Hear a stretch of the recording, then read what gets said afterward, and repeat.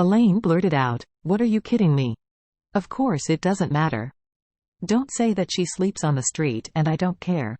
Even if she starves to death, I will not care about her. You forgot when she drove our family out. Yes, what kind of face? I tell you, I will never forgive her in my life." Jacob sighed and said nothing more. He was indeed angry with the Lady Wilson, but he was only angry, not to mention the hatred of Elaine. Elaine said triumphantly at this time, "I'm looking forward to the end of the Wilson family. By then, they will be over. Our family will move to the big villa in Thompson. I must let them know what is meant by 30 years in hell and 30 years in heaven." After that, Elaine said to Charlie, "Charlie, have you been in contact with Solomon White of the White family recently? Ask him to arrange for the decoration company to speed up the progress. Let us move in if we say anything next month." Charlie nodded and said, "Solomon White told me that the construction will definitely be completed next month and we will be able to move in then." Claire said, "Isn't it inappropriate to move in as soon as the renovation is completed? How can the air in it taste like?" Elaine hurriedly said, "No need, no, I went to see with your dad last time. They used imported non-polluting materials and zero formaldehyde for the decoration of the house. There is really no smell in the room.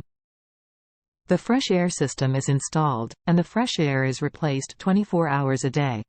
You don't know how advanced and healthy it is." Claire nodded, and said nothing more. In fact, she herself didn't feel much about moving to Thompson's villa. But the last time Charlie was right, at least he could not live on the same floor as his parents when he moved there.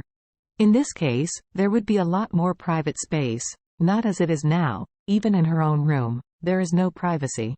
Moreover, she also promised Elsa that after moving to the villa, she would reserve a room for her and invite her to live in. She is a girl and has been living in a hotel alone, but it is actually quite deserted. Charlie didn't care about the villa. Before he was 8 years old, he had been in the orphanage for so many years after that. At this time, Elaine suddenly received a WeChat message, picked up the phone and glanced at it, and her brows were instantly happy. She opened the mouth and said to the three of them, "In the afternoon, an old sister asked me to play mahjong at her house. It takes 8 laps. I won't come back for dinner." Jacob said in surprise, 8 laps? Then 10 hours? Elaine gave him a white look and said, "What's the matter with 10 hours? 2 days and 2 nights, more than 40 hours in the big game. I haven't played when I was young." Jacob persuaded, "You are old after all now. Sitting for a long time is prone to many diseases, such as lumbar disc herniation, cervical spondylosis, and high blood pressure, all of which are caused by sitting for a long time." Elaine waved her hand, "I'm in good health, don't curse me."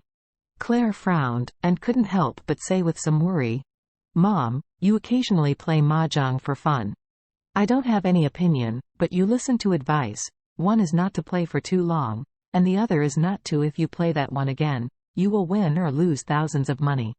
"Oh, playing mahjong is just a fun," Elaine said nonchalantly. "Besides, I go out to play mahjong every day. Isn't it for this family? Your dad refuses one. Charlie is not only a rubbish, but also a big fool who deceives people everywhere. They may come to our house in the future. What a disaster, you are starting a business now, and the company has not seen the money back. How will your father and I support it? I will now point to playing mahjong to earn money and subsidize the family." Charlie was very upset. This mother-in-law, she likes to pull him out to make a mockery if she is okay, and now he feels like a big fool. He really wants to draw a big mouth on his face, and tell her, "Since you think I'm a big fool, then I'll fool you villa, don't live in licking your face." In the final analysis, mother-in-law still owes a lot to clean up.